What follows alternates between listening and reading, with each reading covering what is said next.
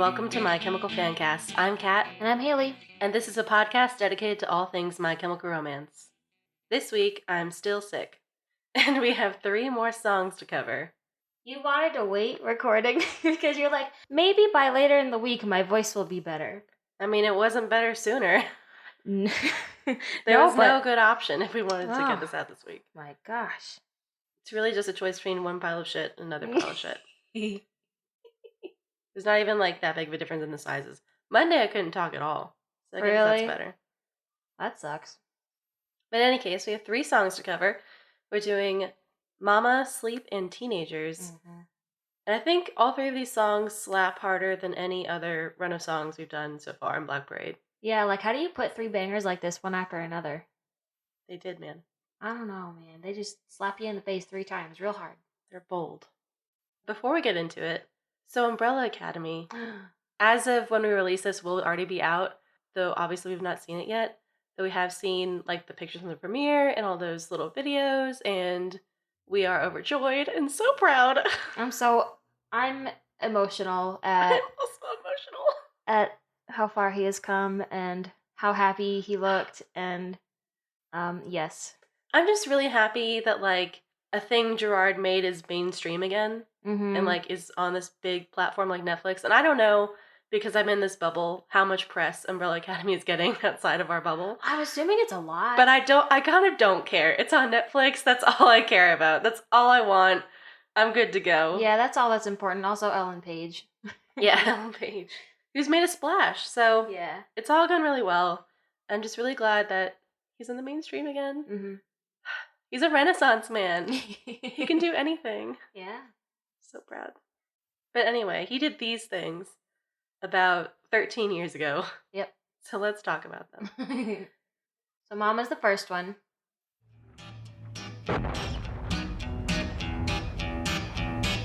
Mama, we all go to hell.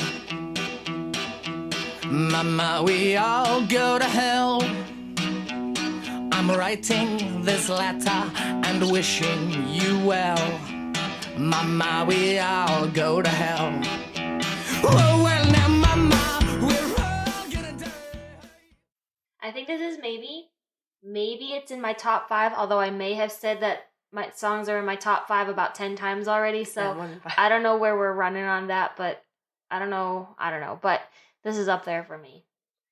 Yeah, this is definitely one of my favorite songs, and I think that it, for me, was like a sleeper favorite, because it's like one of those big songs. Sometimes it's get big, so I'm like, oh, it's a big song. I don't want to hear a big song right now. I'm a Bullets bitch. I know. Let me live. But damn, there's nothing wrong with this song. There are no flaws. No. This song is basically just like someone went to Ray and was like, bet you can't write a polka. And Ray was like, bet. So he did that shit. So this song came about, other than Ray wanting to prove that he could write a polka. They had been touring a lot on Revenge and were all super, super tired, and you will notice that this is a running theme with them. But Gerard was backstage and thought of the line, Mama, we all go to hell. And he brought Ray back and was like, play this bouncy, dun, dun, dun, dun, dun, dun, like a Doors, like, almost Alabama song thing. So Ray did, obviously, because he's magnificent and always gets everything perfect on the first try. And they came up with fucking Mama, just from the one line, Mama, we all go to hell.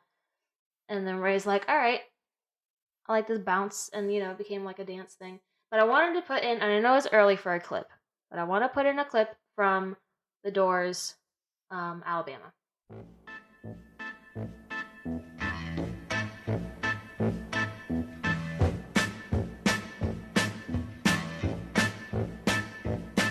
Well, show me the way to the next whiskey bar. Oh, don't ask why.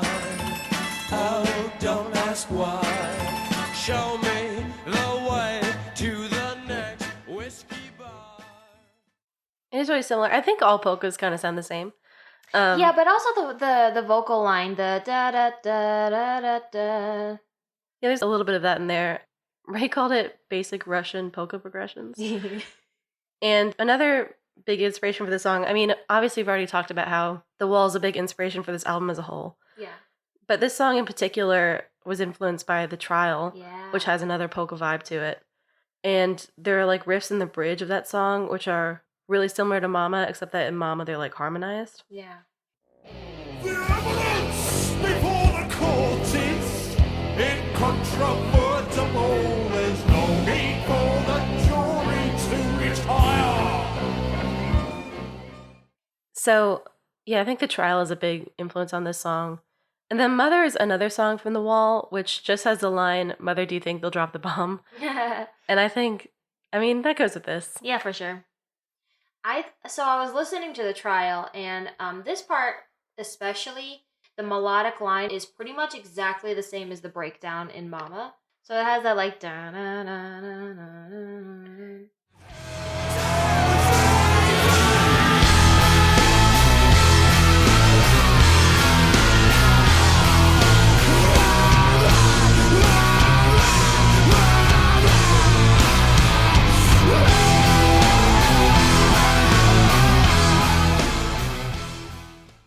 If you listen under it, the melodic line that's going underneath it matches pretty closely to the breakdown in Mama.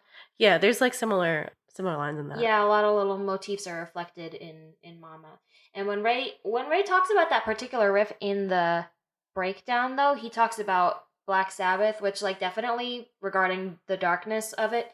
But I feel like it's more heavily influenced from Pink Floyd because just the polka vibe and the drama vibe, I guess. But Ray feels Black Sabbath. I think the Black Sabbath just comes from the tone of it a little bit. But also, okay, so The Trial in The Wall is like a big song for that album/movie, and it's kind of the climax of it. And so when I heard that, I started wondering if like this was the climax of this album. And I think maybe because I think last episode I talked about how Cancer was an interlude and there was some sort of like a shift. Yeah, some sort of album difference between before Cancer and after Cancer. And I think I was wrong. But I think that happens more before Mama and after Mama. Mm-hmm. Because I think that Mama is more of like the end of the concept for this record. I think that from the end to Mama, the concept has been really tight. And then Sleep is sort of this in-between song. And then after Sleep, the concept is out the window. We're done with it. It's gone. We're all done. So I think when you think of the album that way, it kind of makes more sense as an album. Because I think that some people have bones to pick with the fact that, their songs are like out of the concept or whatever. Yeah, yeah. But I think if you take it as just like this section of the album is the concept, it's really cool. Because in like House of Wolves, which is just before Cancer, he's contemplating hell and he's really scared. And in Cancer, he's like physically dying. And in Mama, he's like on his way to hell. Like he's on the train. Yeah. He's in there and he's in the afterlife. So that's pretty cool. Mm-hmm. I think it's cool. And then Sleep is like to button it up, like back on Earth, like the moments before he dies, his last thoughts on death. You feel like it? Yeah, we're gonna get there. We're gonna get there. Okay. And I think other things about that song too. But yeah.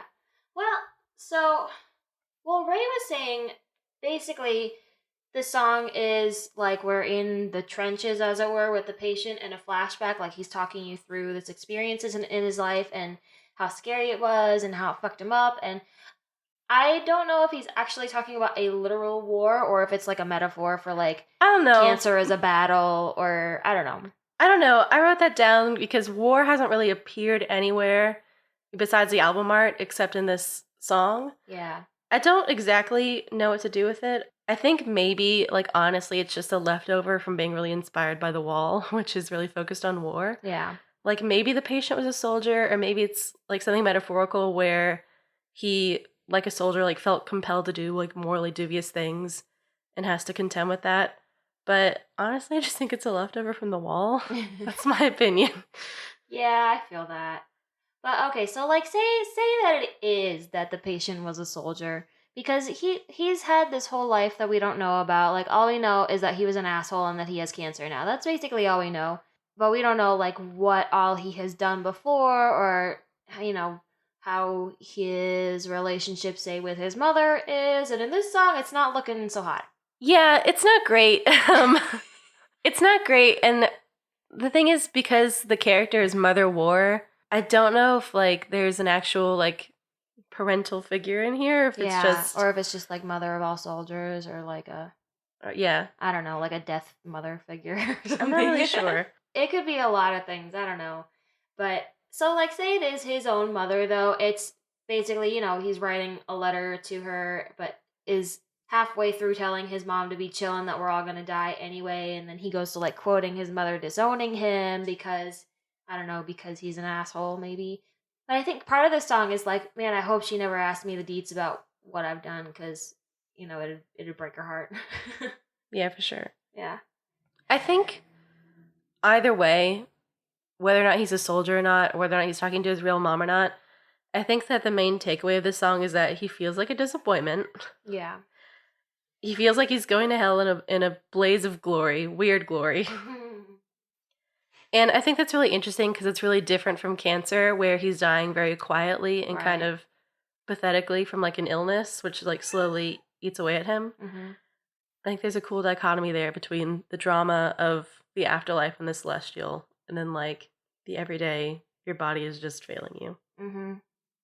It's Catholic guilt. His Catholic guilt, yeah. And with the lyrics of this song, as well as the style of it, I feel like it's kind of a sister song to Prison, in that it's a cabaret style and it has a lot of theatricality to it. And this is one of the songs that they wrote in Sir Studios in New York. And it was the one they showed to Rob Cavallo when they were hiring for a producer. And Rob Cavallo stood up to the song and like started pumping his fist in the air, and he started dancing, and basically that's what made MCR hire him. So this song is this essential. is the key. Yeah, this is essential. Let's talk about the instrumental. Okay. First of all, the aesthetic, the Yeah. bombs, Oh, the bombs at the beginning. the cabaret guitars, the like early 1900s sounds, the weird accordion thing that's not an accordion. Yeah. I like it. Yeah. It definitely gives it a vibe. It makes it feel like this whole story kind of like takes place, I don't know, in the mid 1900s or early 1900s or something. Yeah. Kind of has like a World War One vibe Yeah. to it, is what I feel. And kind of steampunky. Yeah. I'm here. I also really like there's a little break where it's just Gerard's harmonies before the guitars come back in on the line, and when we go, don't blame us. Mm-hmm. I really enjoy that. Yes. Mama, we're all gonna die when we go, don't blame us. That's like when the production of this album is really good, because you wouldn't get that on another album. Yeah. And you can also hear Ray's backing vocals more in this song, which I also really like, because a lot of times they're covered up. Yeah. There is one live performance in particular. It is the, how do you say it? Our favorite one. Roskilde? Yes, Something. that one, Roskilde. The Roskilde performance, where Ray does like, he doesn't usually in live performances do every single backing vocal thing because he's busy doing other things. But he does every single backing vocal on this particular performance, and he does it really well. I think that performance is one of their best live performances of Mama ever. Yeah. Like, hands down. I don't remember if that one survived It did. the great purge of Roskilde from YouTube. Yeah, it did. House of Wolves did not. I know. It's very frustrating. Mhm. We've mentioned that this is like a cabaret song and a more theatrical song, and Gerard does a lot of voice acting in this, which I really like. Yeah. He does the, like, I'm going to call it the demon voice. I don't know what Yeah, else to I call don't know. it. I know what you're talking about, though. I like that part. And I think he also does near the end, the really big, wide vibrato-y part of When Our Brothers in Arms Are Gone. Pretty sure that's him. And it's a really good time. Yeah, he does a lot. And live on stage, too, he also really hams it up in this song. This is where, like, the boas come out Mm-hmm. and the fur coats, where he'll, like, pretend to sob. Yeah. I actually had the character aspect in my notes. I had the really low vocal fry like voice Gerard is doing throughout the song. Makes me think it's a character, but it gives me like an unsettling vibe. It just makes me, It's a little bit of a I don't demon. know, it makes me feel weird. I don't like the voice that I he's like doing. it. I don't know, man. It gives me weird vibes. Yeah, that's why I Although- like it. That may just be because when I watched Blade, I think it was like 3 or something like that. Blade, whatever the fuck it was. It was one of the Blade movies where the male nurse, is turned into a vampire, and he's like kept in the dark, like underground or something, and his voice like gets really like this. And he's talking and it just freaked me the fuck out. He was like, well, there's the question of lividity and blah, blah, blah. And he had this fucking demonic voice and it freaked me the fuck out and I had nightmares about it. And now I do not like gravelly voices like that. I mean, it's definitely the voice of something that's like coming to eat you. Yeah, but that's why it's I not like a good thing. It's not a good thing. And there's an Orphan Annie section, as Gerard calls it. He calls it an Orphan Annie section. Not the Life It Seems says that it's right before the solo, which I guess means the breakdown. I don't know what that could be referring to. I've got no idea. I don't know, but he says there's an Orphan Annie vocal section. I feel like it's the la's, the la la la la la la. I feel like it's that. I don't know. Unless he gives me some more information. I don't know what the fuck he's talking about. That's all I got on it, man. But speaking of the laws, so like the first time I listened to this way back when, for so long, did not notice the laws. And then one day, someone sends you the video of the a cappella vocals. You hear the laws, and you can never go back. You can never unhear them. They're just there. And when we go, don't blame us, yeah. We'll let the fires just bathe us, yeah. You made us so famous. We'll never let you go. Once you notice them, they're so prominent. Yeah, I can't sing the main melody anymore. I have to do the laws. They're just so addicting. I also really like his high harmony on A Place for You and Just You Mind Your Manners. A place for you and just you mind your manners when you go. Very good. Yeah. Appreciate. And again, they never waste a bridge. This bridge is so big. Yeah. Everything is happening. Everyone loses their damn minds. Ray says there are about 6 guitars playing the same riff in this bridge. Gosh. And that they're all in different tones. They're stacked on top of each other. And one of his favorite tones is one probably only dolphins, dogs, and whales can hear. It's in there, but you feel it more than you can hear it. Oh, man. God bless. In Not the Life It Seems, Cavallo, this is a quote from Not the Life It Seems. Cavallo insisted that they enjoy themselves on it and layer sound after sound into the song, which is why for almost no reason there's a guitar synthesizer effect that's almost impossible for the human ear to hear, as you said, as the crushing, slow, and heavy riff booms doomily into life midway through. Doomily. So, you know guitars. Kind of. Where is this part exactly? Because it just said you can't hear it. And you're like, no, where is it? I need to hear it.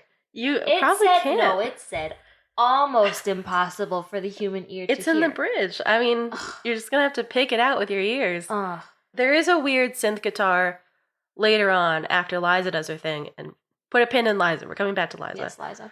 But after Liza does her thing and it comes out of that, I wrote my notes and then went back to read the special edition booklet to add in the liner notes. And then everything I had noted in my notes, he mentioned in the liner notes. I was like, thank you, I'm not insane. These are things. So I mentioned in my notes that there's this crazy sounding guitar after Liza. And then Ray says in the liner notes, we kept a guitar line I played on a guitar synth. When it pops in, you feel like you're on some bad trip and just got sucked into a Clockwork Orange. That's a good thing, right? Yes, it is a good thing, because I noticed it. It sounds totally different than any other guitar tone that's in this song. It's very ballsy. I like it a lot.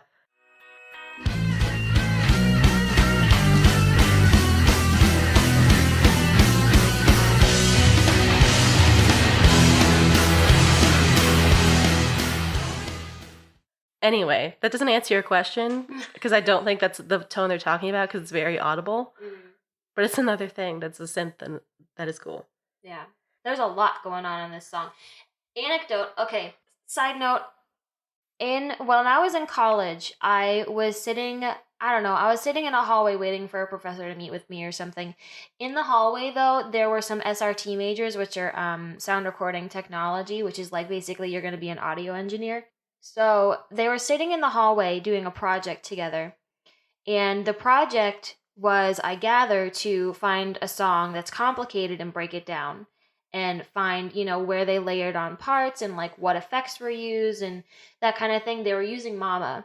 That's a bad choice they made. They shouldn't have done that. But they were losing their damn minds in the hallway. They were like, did you hear that siren? Did you hear this thing? And they were just losing their damn minds at how much layering is in this song, how much is going on. Oh yeah, there's a ton. There's piled stuff on. And this bridge used to have like more war sounds in it. Yeah. And they said they had to take that out because it was like too much, and you just like couldn't hear anything. Wow. And yeah, the siren always sticks out to me because it's a siren, and it's also Gerard matching the siren, which is insane. And like Ray called it like a banshee wail, and he's correct. It's crazy. Yeah, because it starts with the siren, then it bleeds into his voice, and it's wild. Yeah, I want a video of him doing that. I want to see him do that. He can't probably handle it. looks possessed. He's like probably out of his mind. His mouth has got to be like almost close to being unhinged.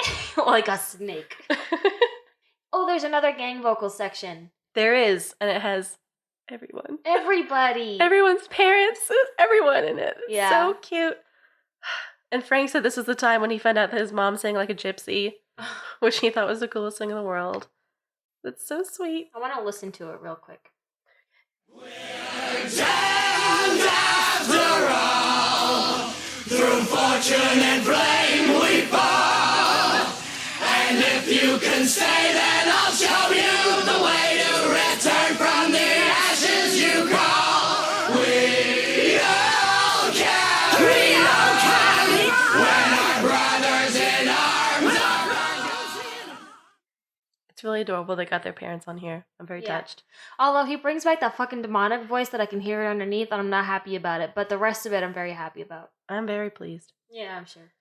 All right, I think it's time to talk about Liza. Okay. You guys, Liza Minnelli's on this track. Yes, she is.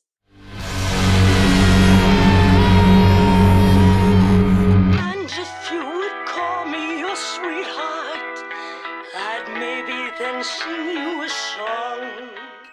It's a lot to take in. Let's just like settle. Just Let's have a moment of silence.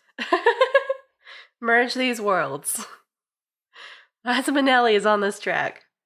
How? Good question. So, once upon a time, Gerard was tracking this song.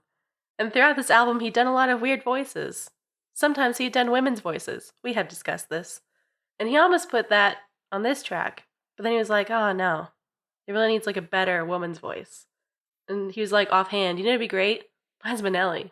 Everyone was like, sure. Yeah, right. Liza fucking Minnelli. Yeah. In a dream world. Fantastic. And then Rob was like, Liza Minnelli? Bet. I've got her on my contacts list. Hold up. I'll call her. And then he did. And then she like did this sort of like live telecast thing and recorded it. And it's here. Yeah. It's here. It's beautiful. It's perfect. She does everything correctly. She did it remotely from NYC. Yeah. And she did it for free. For free. She's glorious. And she sobbed at the end for no reason. for no fucking reason. She just wanted to. She felt the character and she added it in. She's so extra. I feel like she's what Gerard aspires to be. She said of Gerard, she said of MCR, I love those guys. They're so much fun, but truly professional. And Gerard's musical knowledge knocked my socks off. Oh my gosh. In an interview, you remember when Gerard was like, well, Liza Minnelli called me a sweetheart. So that was I was like, oh. And like, of course she would. Of course. Yeah. You know what I think is really interesting about getting Liza Minnelli into this is that the woman voice Gerard was doing was this really wide Judy Garland vibrato. If you don't know Judy Garland's vibrato, you won't understand why that's so fucking funny to think of Gerard doing that. We're just put a quick clip in of Judy Garland singing literally anything. I don't care if I do get a mean and Sony stare. If I'm not successful, it won't be distressful, 'cause I don't care. You can hear Liza in the gang vocals as well, and she's kind of like the ringleader at that moment where she's like, we all carry on. I like that she's kind of made to, like, Mother War is kind of the ringleader of, like, this, I don't know, gang of demons? Soldiers? I don't know. Sounds like demons. I'm not sure what they are. Their souls burning in hell. This other section where he is saying mama, it sounds like a kid having a temper tantrum. Mama! Mama! Mama! The next time he says mama, It's a little scary again. He's going a little demonic. It sounds like the child that's having a temper tantrum has gone like Pet Cemetery demonic and is going to kill his mother.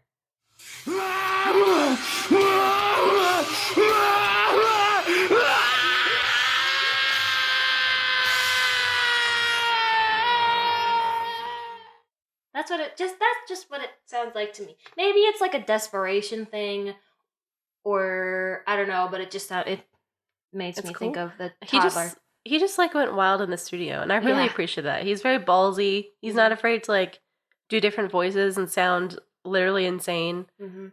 And he had to do it so many times for as many layers are on this track. I really respect that. I respect that commitment. A lot of people I saw feel that this song not that they feel the song is about this, but they have a connection to this song in that they feel the vibe of the character like coming out to their mother as like gay or transgender. That's a valid interpretation, and they think that like this is a song about where the character is coming out and their mother is rejecting them and disowning them, and the darkness that kind of comes in with that, and kind of the anger and the sadness that comes in with it. I don't think it's the one that Gerard was like going for. Obviously, not, I don't think he was trying to make that connection, but I definitely think there's a lyrical link, at least, to a usual terrifying coming out story that some people have. I mean, I think Catholic guilt plays a big part in this song, and so that seems like it fits in very well with that vibe, even if you're not, a Catholic person. Yeah. The guilt of like disappointing an authority figure and facing consequences for it. Yeah. So I can see that. I also want to point out that this is a more theatrical song, and like I mentioned, I think that there's the album that's from the end to Mama and a little bit of Sleep, and then the album after it. And I think that part of the album is like the morality play that we mentioned way back when we started Black Parade. Like, that is the part of the album that's the show. Mm-hmm. And it's also the part of the album that's the more death-obsessed part of the album. But I think that it works because it's not like a sincere sentiment. Like this is the part that's the performance. Yeah. Like when the curtain gets pulled back. And then I think the songs after this of like Part of Sleep and Disenchanted and Teenagers, etc., are more of like the real world response to that show. So I think that like the end to Mama is The Wall, and then after it is sort of MCR the band's response. Right. Yeah. That's how I contextualize this. Yeah, the last few songs are much more personal, more world-based. Okay, I had a couple of things in my notes, just like musical things about it. I don't think that we appreciate Dewey's enough, so I will go back to the best performance of Mama that they have ever done, and I will give James Dewey's a shout out here. He does like a circus piano part. It's just the whole piano part under here is fantastic. Mama, we're all full of lies. Mama, we're meant for the flies. And right now, they're building your coffin your size. Yeah, like that's not in the recording, but just live, they were like, yeah, this is bouncy. It feels like a circus. James Dewey's, add this circus part.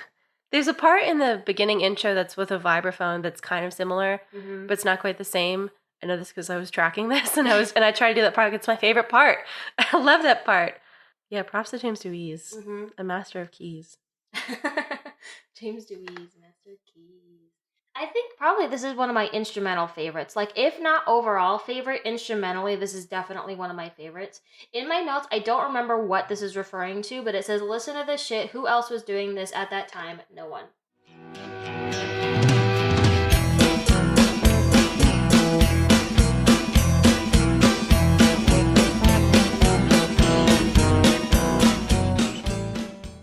Maybe it's a vibraphone? Is that what it is? No, it sounds like a fucking harpsichord. It's like so just like the high part. Twinkly. Yeah, it sounds like a harpsichord, like someone's plucking on the strings or something. A lot of things sound like a harpsichord to me, so I never trust myself when I think something sounds like a harpsichord. Yeah, it sounds like a harpsichord.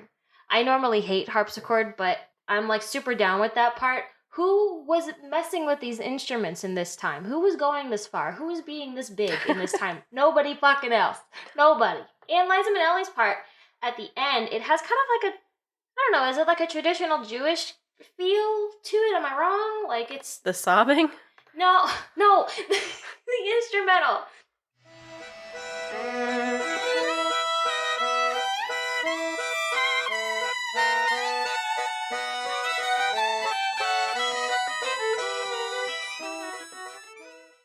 I see where you get that vibe. I don't know if I would... Or if it's like traditional, like Italian grandmother feel. I think it just sounds traditional. Like, it sounds old. Yeah. It sounds like early 1900s. It sounds like the old country. It sounds like European. Mm-hmm. Yeah. That's what I'll say that is. I also think it's notable that Liza Minnelli is singing during that part where it's very soft and traditional sounding, and then it goes into this part that just rips it to shreds. With, you know, it goes into this really hard, like, with the shit that I've done with this fuck of a gun, like, right after the mother is kind of trying to be motherly and, like, kind of lullaby-ish, and then it's like, fuck you. Yeah. And that's what I've got. Cool. It's time for sleep.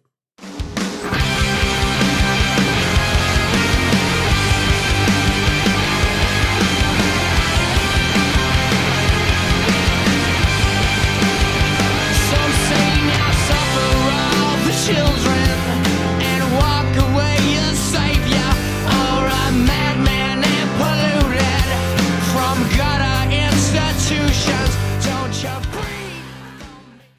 So Sleep is my favorite song on this record. Wow. A lot of people don't like this song because they think it's a one-note song. Ugh. And I kind of get it, but I really like that one note, so fuck you. One note is real good. It's like the best note. Oh, dang. I have in my notes that this is in my top 5. I can't keep doing this. I gotta narrow it down. You're definitely over 5. I just like every MCR song so much. I can't choose. This song is kind of self-explanatory because it includes the recordings. Yeah. But it's based on Gerard having night terrors in the Paramour with the stress of everything that was going on and Mikey leaving. And he would have these visions of people dying horrible deaths and Joan of Arc burning at the stake. And, you know, more than just nightmares, it was like he was like frozen and like seeing it in front of his eyes. Yeah. Like that kind of night terror. That sounds like sleep paralysis to me. There's a quote. He Okay. says, "There was a lot of fire, stuff like Joan of Arc and brimstone and damnation. Or people I really love were dead and I get the phone call. Mikey had dreams that all of his teeth were shattered." Oh, God. Yeah, I've had teeth dreams too. Yeah, They're not I shattered though, hate- they just fall out. I hate teeth dreams. Yeah, they're the worst. But he kept a tape recorder in his room and like dictated them and used them as the basis for this song. And I want to have a break where we just talk about his obsession with Joan of Arc. Yes. Can we do let's- this? Yes. Okay. First of all, I'm going to read you a quote. It's long, it's worth it. All right, I'm ready. Buckle Lay up. back. Also, I have to preface this, except I don't really know how, except to say that it's a question and answer interview. I think someone had asked Gerard what he wanted to do. This is his answer. "I want to do serious paintings of Joan of Arc and squids."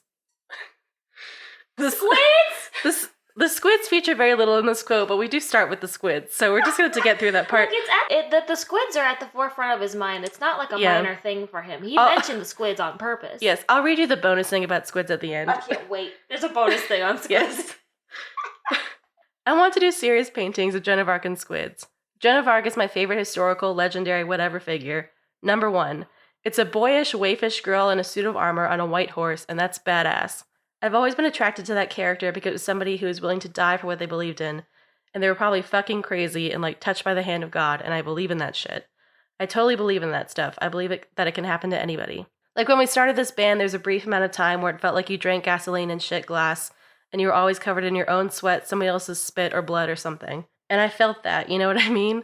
I would make crazy speeches that made no sense on stage. I would talk about purifying flames being shot out of our cabinets at max volume to destroy evil and shit like that.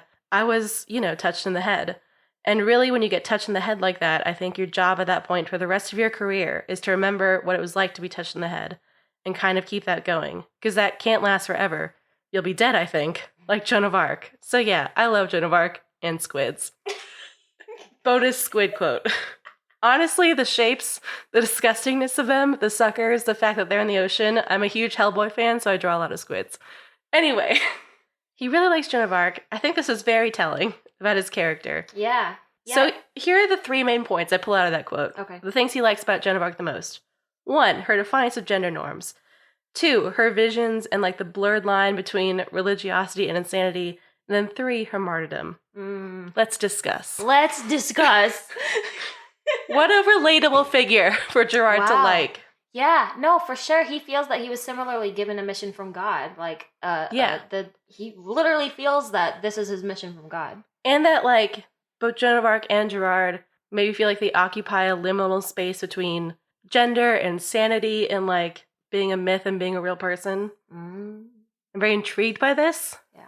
especially the martyrdom and the myth aspect, because it kind of has the vibe of like glorifying again suffering for your art, and that, you know, at some points Gerard thought this band would kill him, but also maybe that would like be worth it.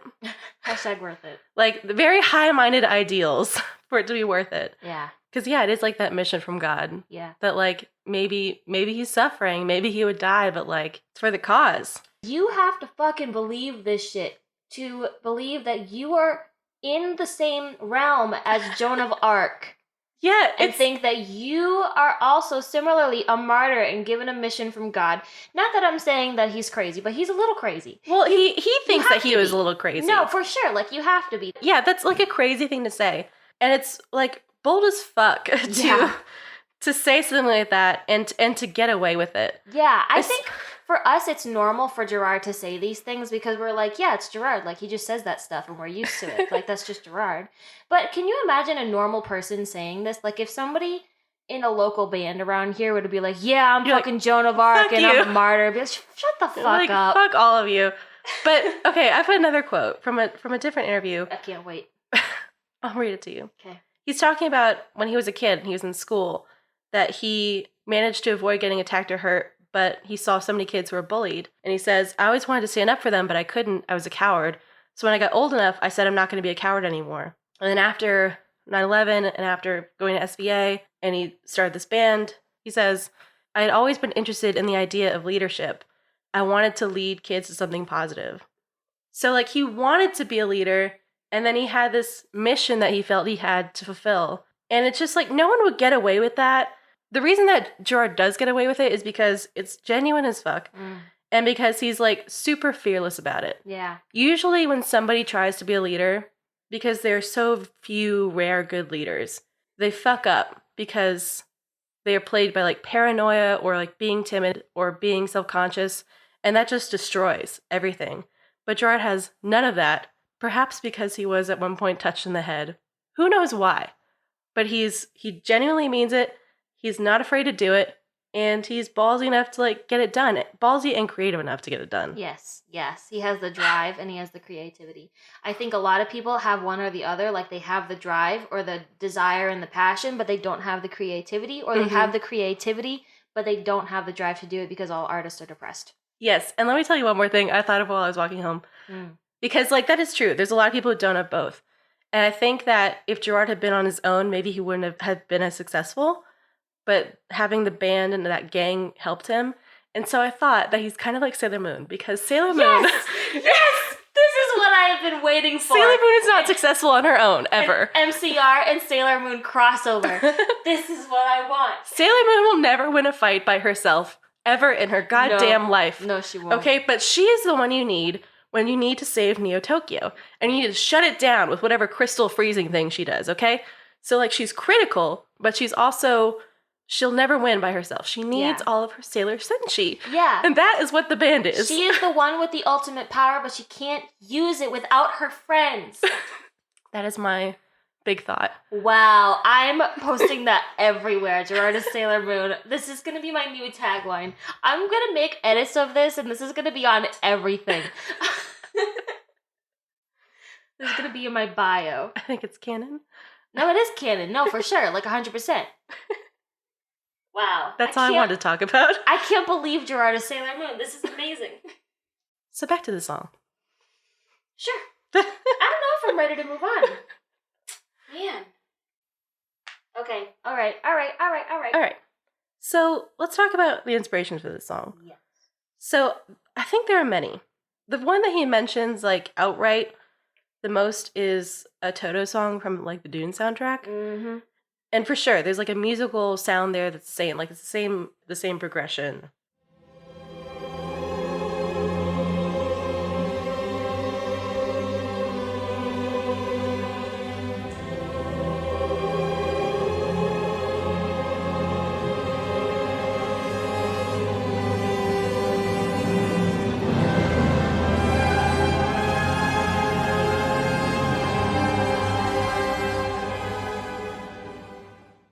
%. Yeah. But there's a Smashing Pumpkins song called Soma, and the beginning part of that has a little bit of the intro vibe, but then like 30 seconds in when another guitar comes in on Selma. I think that is also for sure in Sleep. Like there's the same vibe and the same progression of notes and like the same strumming rhythm.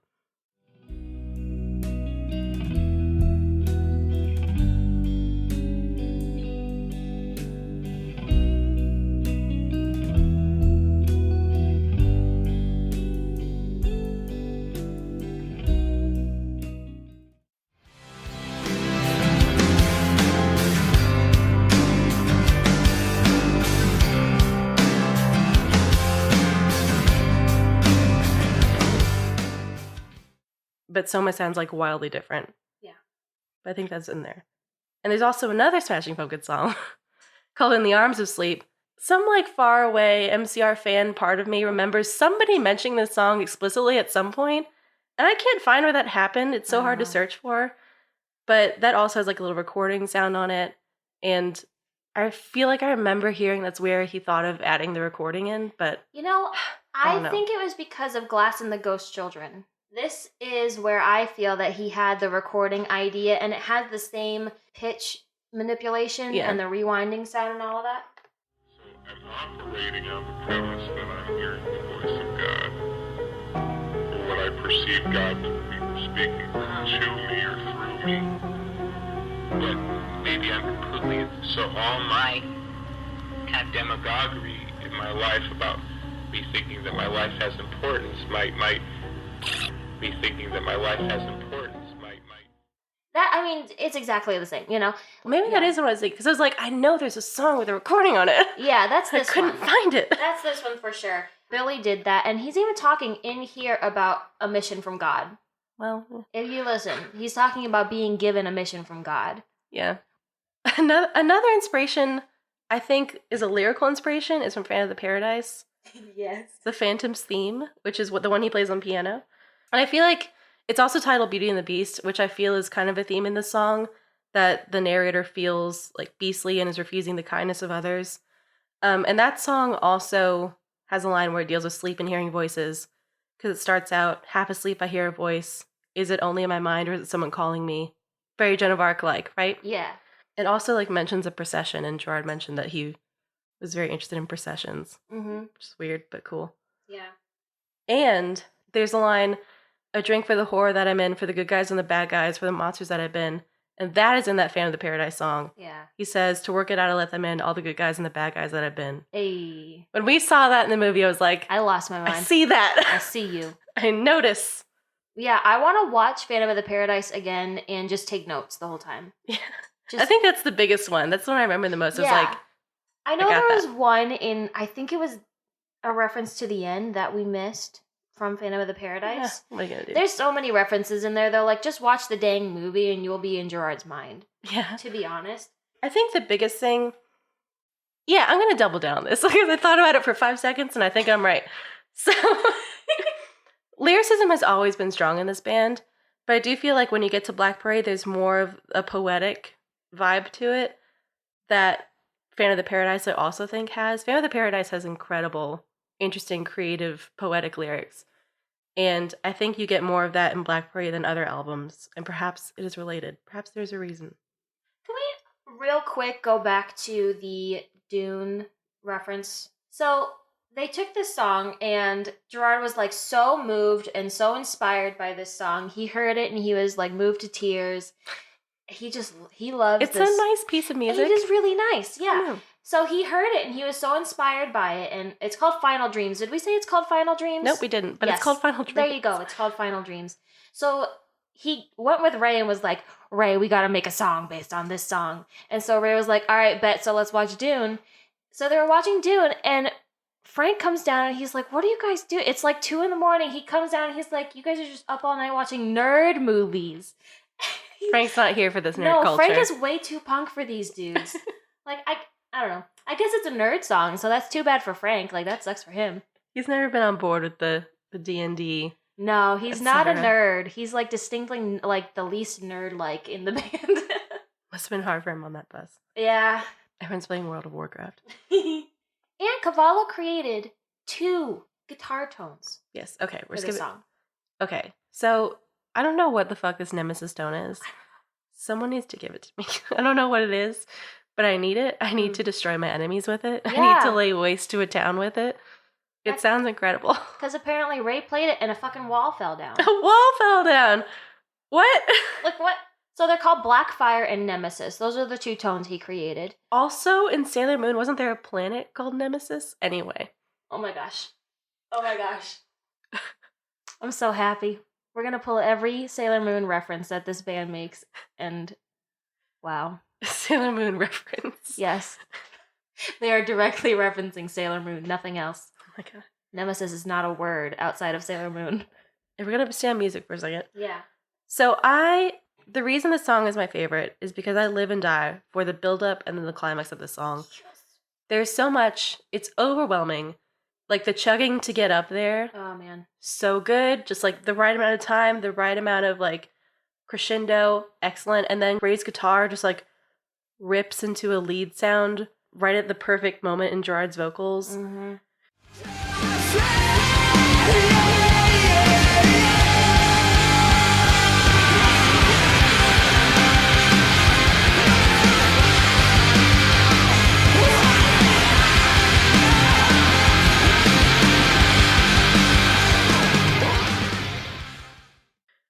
It's very good. Yeah, it's like satisfying. And like at the big climax, you can honestly barely hear Gerard screaming because there's so much going on. There's such like a huge wall of sound.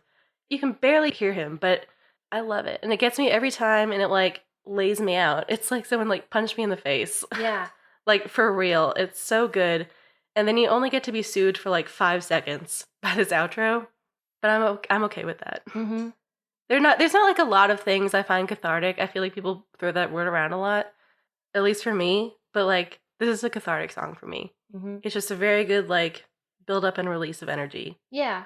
Yeah. And I really like it. Yeah, I think that the drums help a lot with that build up in going up to the just let it, that the drums coming up to that part are like that for me is what makes everything really tense. Is like whenever when you're like jamming to this song and you have to like airplay an instrument, the drums are the ones that I always hit the right 2 drum beat. It's yeah. Like, I have to do all of it. Yeah. That part is so good. It's like in Ghost when the drums come in. It's just a good kick. Yeah. Going back to lyrics real quick. Yeah. Again, I just want to remark on how good they are at lyrics. Some say now suffer all the children and walk away a savior, or a madman and polluted from gutter institutions.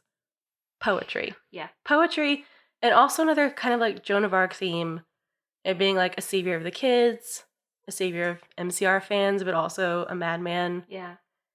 I think it's a Bible reference, to be honest. Well, that's an allusion with suffer all the children. Yeah. So if anyone doesn't know what it is, Matthew 19:14 is, but Jesus said, suffer the little children and forbid them not to come unto me, for such is the kingdom of heaven. So it's basically like Jesus is like, all right, kids are cool.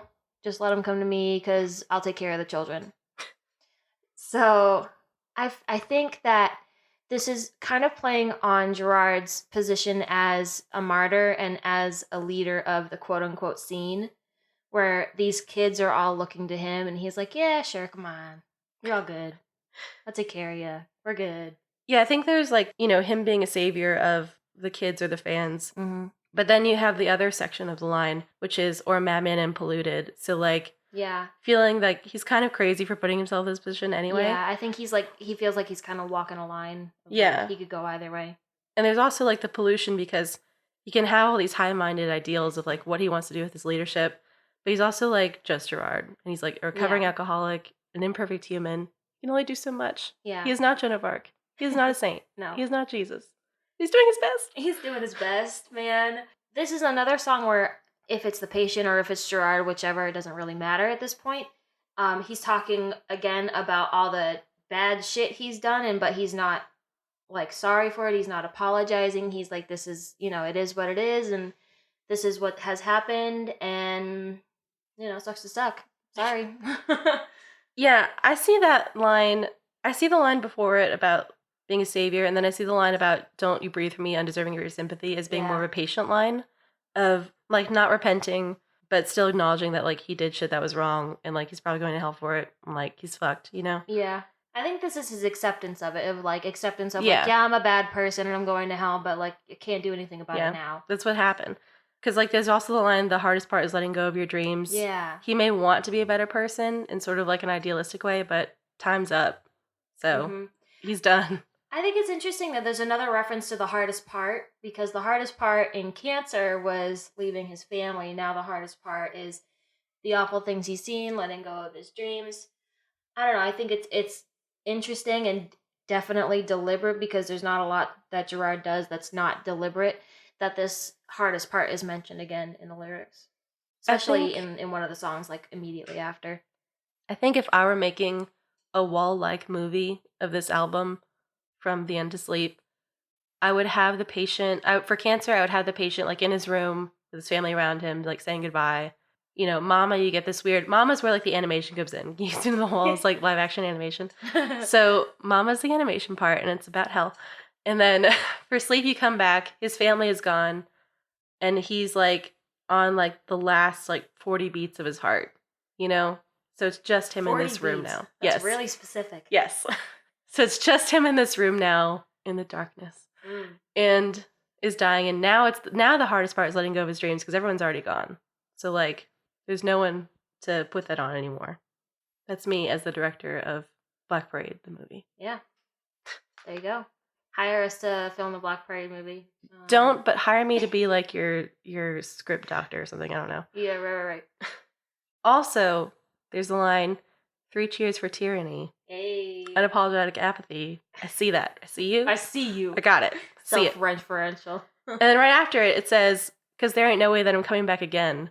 Because he can't take revenge this time. He's not coming back from the dead like the demolition lover. Yeah. He's just dying. Just dying. That's how life is. You just die, and that's it. See that reference, Gerard? Yeah. Can't slip that past me. The screaming on the wake up at the end is so powerful. Heart-wrenching. The screaming part there, though, kind of reminds me of someone, I don't know, screaming at their loved one to wake up, or if they're screaming at them to wake up, or if their loved one has died and they're screaming at them to wake up, Lion King. Yeah. Or something. I think, again, if I was the director of Black Parade the movie. So I think there's in my Black Parade the movie, there's 2 patients, and one of them is the corporeal, real patient in his bed, and the other is his soul, which goes through a lot of shit. And maybe it's his soul screaming at him to wake up, because there's a lot more drama in the afterlife section of the movie / this album. Mm-hmm. It's me. Okay. The director speaking again. That's a lot of drama. Wow.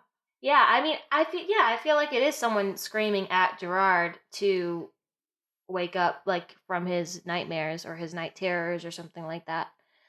But he can't, and at the end he literally says, I can't ever wake up. So that's all I got. That's all I got on that. The gasp in the background, okay. Don't you breathe on me, undeserving of your sympathy. The gasp in the background this is at the very beginning of the song. Don't you breathe for me? The gasp that's in the background is it sounds someone's dying. All the details in this song make it stand out as one of the best.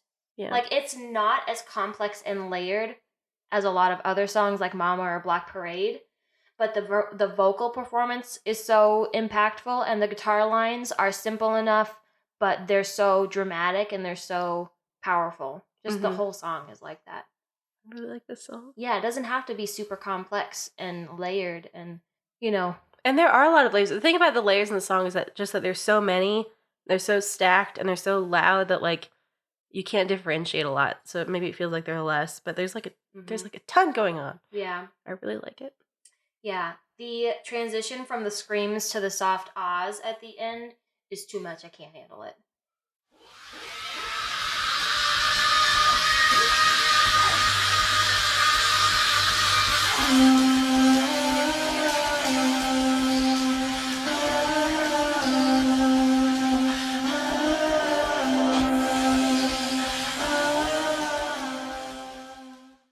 Soft. I love that. Yes. I feel like they slowed that down, and I like it. Mm. This is one of those songs where when they play it live, it doesn't have that same vibe, because they just can't match that crazy loudness, that weird overlapping, and they need so many more guitars than they have on stage. They need so many more Gerards than they have on stage. I feel like I've never seen a live version of this, but blew me away, and that's fine. I'm fine with my studio version. Mm-hmm. Should we go on to teenagers? Mm-hmm. Okay. Teenagers. Gonna clean up your looks with all the lies in the books to make a citizen out of you. Because they sleep with a gun and keep an eye on you, son, so they can watch all the things you do. This song was everywhere. Oh, God. It was almost as big as Welcome to the Black Parade. Like, it was absolutely nearly, everywhere. yeah. It was such an earworm. And, like, if you haven't heard of Welcome to the Black Parade, if, like, you're talking to someone who kind of knows about MCR, but they haven't heard Black Parade, they'll probably be like, oh, yeah, teenagers? You're like, teenagers. Yeah, I know that. They did that one. And I think that this is another song that shaped a lot of popular opinion about the band because it was about teenagers and about, like, sad kids, and sad kids are lame, so everyone was like, this song is lame, this band is lame, their fans are lame, they're sad. Oh my gosh. Gerard has said this is the, quote, craziest song on the record. You sure about that, Gerard? At Gerard. You sure? Maybe from a certain perspective. Maybe. I don't know. I don't know about that, though. But where the song comes from, so Gerard was living in Queens, commuting to the studio via the subway, and he would get freaked out by teenagers whenever school let out for the day. Yeah. Yeah, and so, like, all these teenagers would go on the train, and he'd get really freaked out by it because he felt like they were wilder than, like, he remembered being as a teenager, and he felt old. And I also have a quote. That was the first time I felt old. I was nervous, and I was a target. I felt like I had become a parent figure or part of the problem. Oh, part of the problem. Part of the problem. Oh, you become one with the machine, Gerard. You become the man. You are hit the 30 man. and you become the man. Ah, shit. He wasn't even 30. No. But I also feel that. I also feel I old. know. He wrote this song because of that experience and brought it to his band. And Ray thought it was genius. And Frank was like, what the fuck is this? Is this a joke? Is this a joke? But it was not a joke. You're kidding, right? Everyone in the band thought he was nuts. Frank was not on board for this song. He came into practice while they were playing it, and he literally thought they were joking around. He thought that they were just having, like, a jam session, and he just, like, was like, we're really... Oh, you actually want to make this a thing. Oh, you want to do this. Oh, I don't know how I feel about it. Let me read you his liner notes. Please do. Essentially, he came around. Yeah, I mean, But- obviously. But people around him obviously also didn't like this song, and he became very defensive about it. Here's his liner notes. Oh, geez, I remember the day Gerard sang this to us in NYC. People thought he was insane. Ha, I guess people still do. His notes are very colloquially written. Anyway, I think this is a great song. I really love the lyrics. I had my reservations about including it on this record because I wasn't sure if people would really look into what Gerard was saying. Parentheses, plus Hambone didn't like it. Close parentheses. Well, if Hambone doesn't like it, we can't fucking do the song. Throw it away. Throw the whole song away. But I guess this is my chance to address that concern.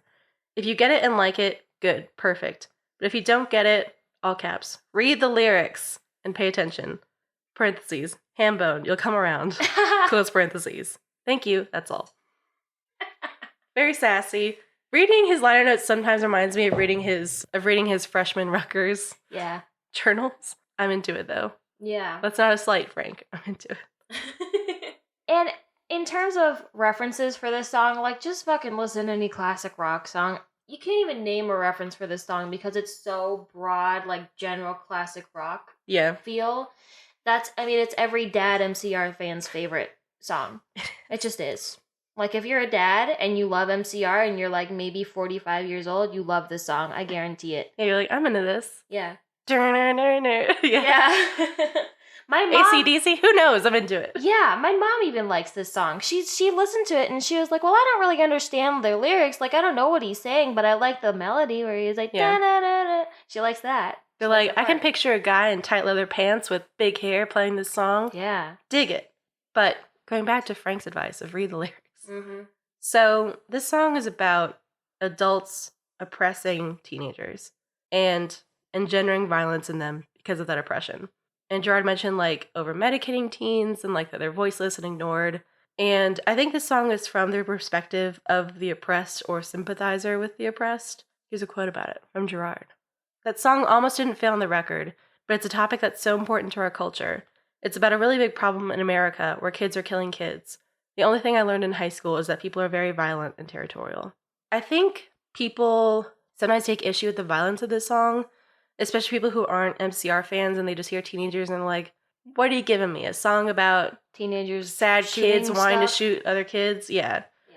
But I think, the reference to gun violence in it with what you got under your shirt was, one, intentional, and two, works with the point of the song. I just think that people misconstrue it because maybe they think that a song that's anti-violent should be about, like, peace, calm down, put down your gun, sad teenager. Mm-hmm. But, like, whenever someone tells you to chill out, you never become more chill. No, it doesn't work like that. So I think the song comes at it from the perspective of, like, I get it, and this sucks, and people are fucking with you for no reason because you're a teenager, and so, like, of course you feel violent. Which I think is in keeping in other ways they've addressed difficult things like 9/11 and cancer, was, like, getting into the meat of it, rather than something that's supposed to be sort of generally calming or palliative. Yeah, this came out in a time where school shootings were on the rise. Yeah. Before they had reached before they their did, current peak. But it was taken at face value by a lot of people as a very violent song. But it's just, as you were saying, it's talking about how kids are engendered to violence, and the only outlet a lot of them have is to lash out at people. Mm-hmm. So they're both dealing with sensitive topics, and I think they had to be approached carefully, but in MCR fashion, they just kind of take them head on and are very upfront and brutal about the topics in their lyrics. And they're not, pulling any punches with the lyrics. They're like, this is the brutal truth of it, and this is how it is, and this is how people feel, and you kind of need to face that or else we can't fix it. Yeah. Speaking of teens being engendered to violence, I wanted to talk about the Mexico issue back in 2007, 2008. Do you remember that? I mean, I remember it as far as, like, it was just included in a long list of oppressed emos. I mean, as far as, like, teenagers who were into this music were dressed a certain way, being treated like garbage by the media. In Mexico, it wasn't even just being treated like garbage by the media. It was kids who chose to wear their hair in a certain way that was, like, stereotypically emo, or wore all black, or wore, an MCR shirt especially, were literally having trash and rocks thrown at them, and they were getting beat up on the street. Like, Mm-hmm. they were getting disproportionately bullied in Mexico because of the way they dressed. So it became kind of a badge of honor, I guess. Like, if you're wearing an MCR shirt, like, you're brave as fuck in Mexico. Yeah. Around that time, like, basically. I don't know. I think, and it happened around 2007, 2008, like when MCR was at their peak. And they spoke about it a little bit in some interviews. And I think this is one of those things that impacted the band to where they were like, oh, like, is this our fault? Should we do something about this? What do we do about it, if anything? Because there's not much they can do. Yeah. But it's because kids are wearing their shirts and their merch and stuff that they're getting beat up. Yeah. That's a lot to take on. I remember a quote from Frank that was like, if a kid's brave enough to wear one of our shirts, then I should be brave enough to, like, be confident about our music.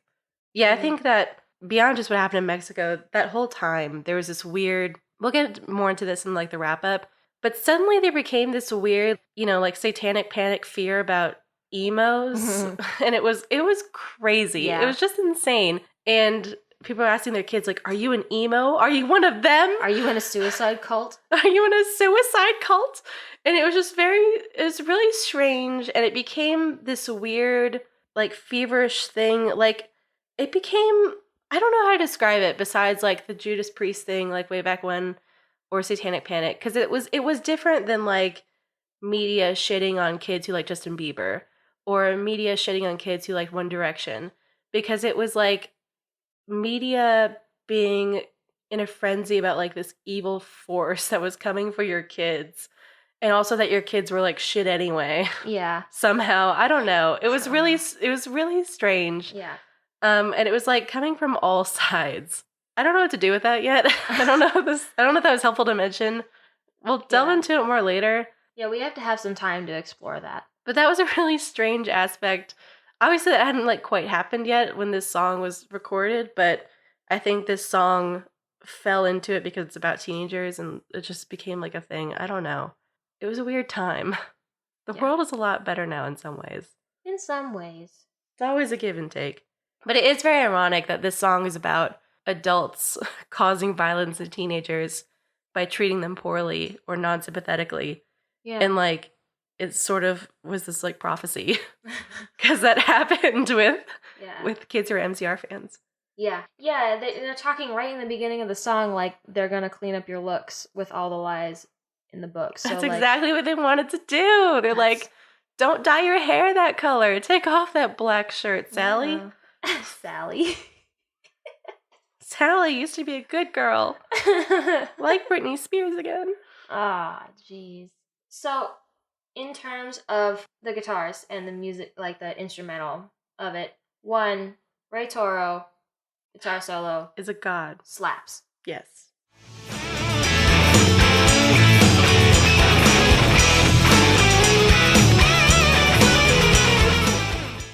Two, they use a fucking vibra slap.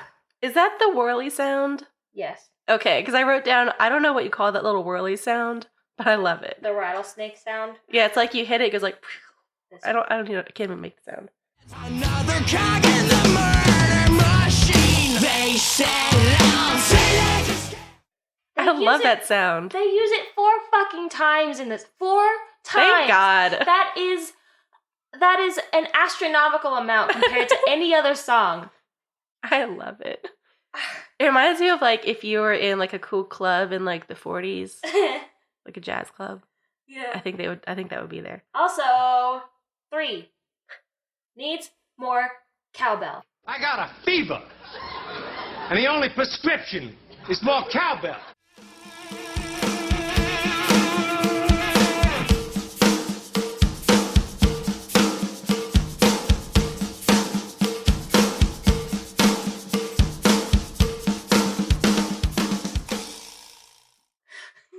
I want to know, I didn't look this up. Is there a cowbell tech or did Bob play the cowbell? Who's playing the cowbell? I've got to know. At Gerard. Who's playing the cowbell? Or maybe it's Rob. Oh It's a little cowbell. my gosh. Anybody can play the cowbell. Anybody can do it. What if it's Ray? What if it's Frank? What if it's Mikey? What if Mikey is playing the cowbell? I don't know why Mikey is the most hilarious option, but it definitely is. I think it's because I don't know. He's just so small and skinny and just, I don't just, hit him this you know, cowbell. I think I also have the image of Mikey playing tambourine in my head, Yeah. for, like under pressure. And Mikey just doing anything that's not bass, to me, it just doesn't fit. And like, do what you do, man. Like, live your dream. But Mikey playing the tambourine and Mikey playing cowbell is just the best image to me. I think he should play cowbell permanently. That should be his new main instrument. His new job. Every MCR song will have Cowbell. When they do this live, they do more like James does more keys with it, and it really pays off. another cog in the murder machine. They set out to scare the living shit out of me. They could care less as long as someone please. So talking your clothes, I'll say goodbye in this road. Maybe the living alone. I really like that. Yeah. And also, Ray and Frank are both doing backing vocals in this, which is so rare. And if you're really careful, you can kind of pick them out. Mm-hmm. Yeah. I like that. Yeah.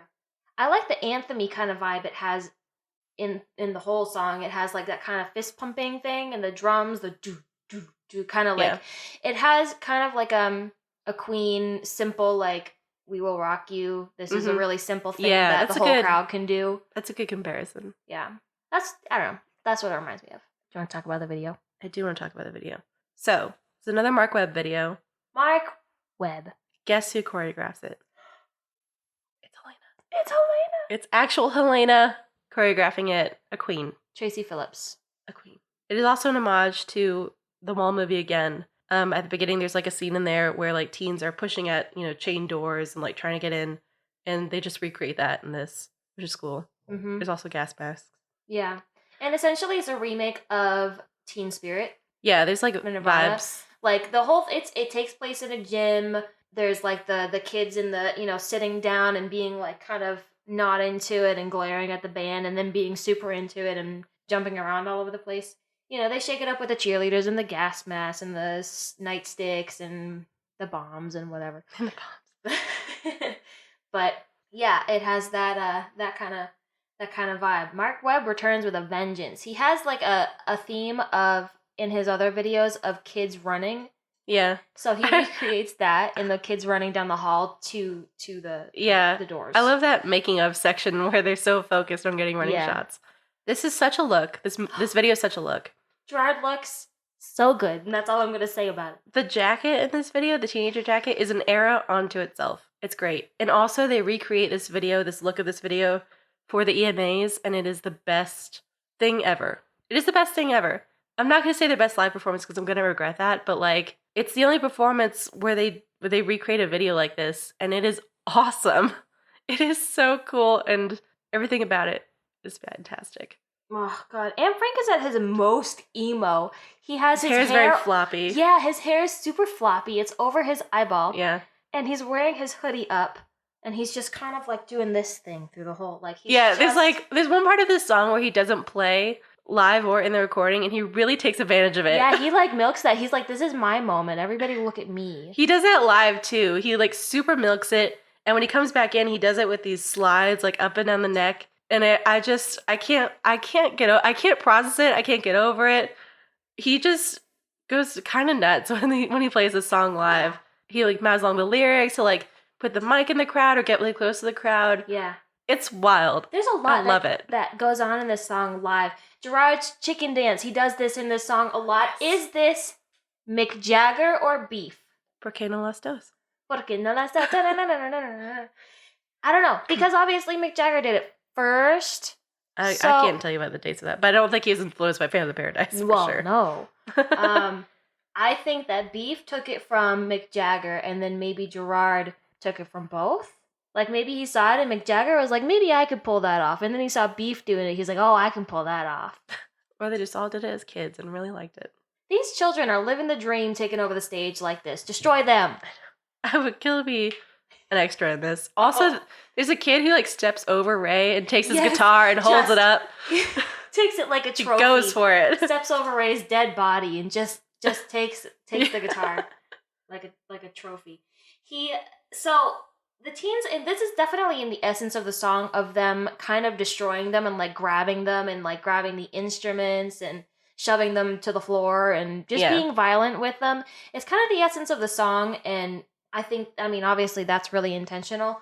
One of the other parts I saw in the song where Gerard does that, whoa, yeah, and he does the shaking and then he falls to the floor.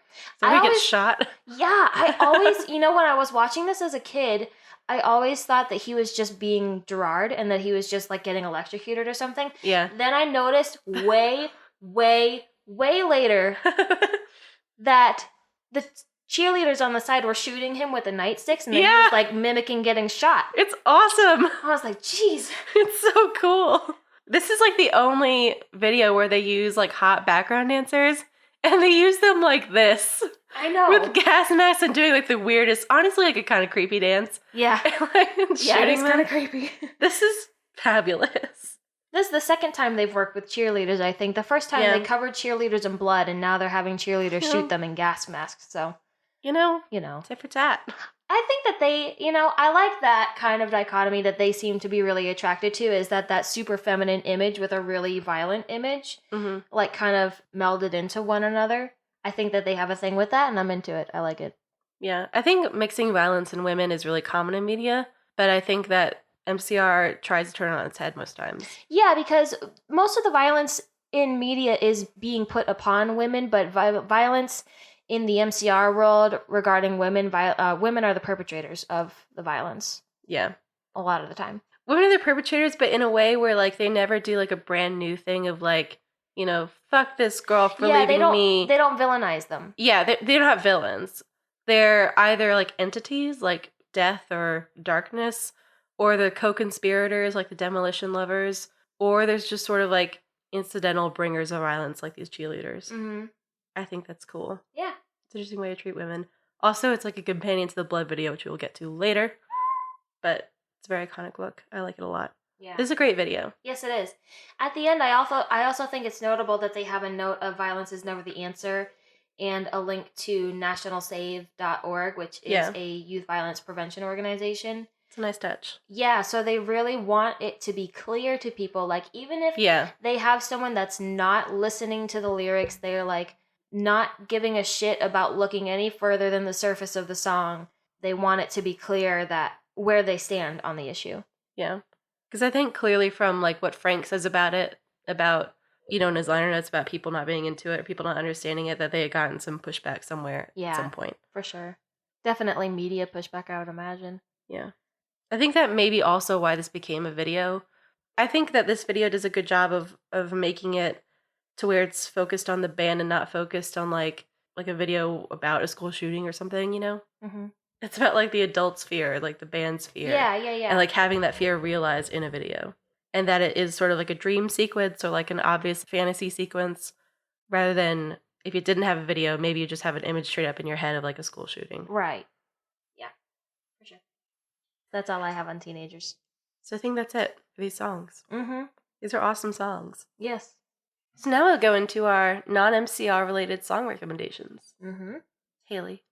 My song is Skate or Die by a band called Bitter Suns.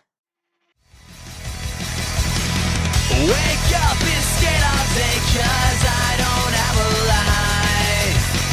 I'm always broke up and I'm losing my mind.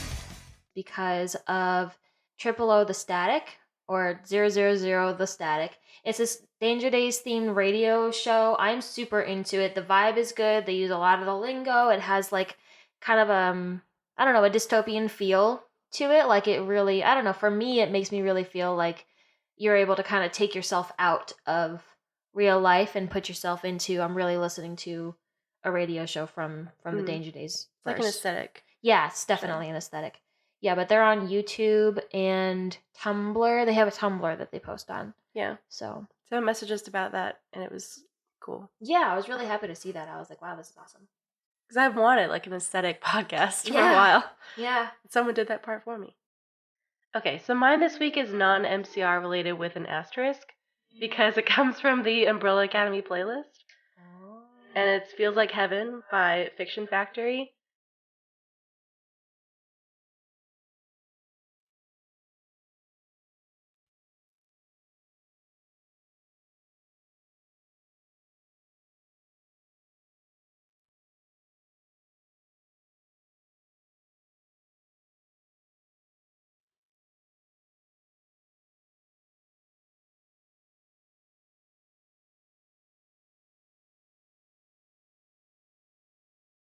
So this song is crazy, okay?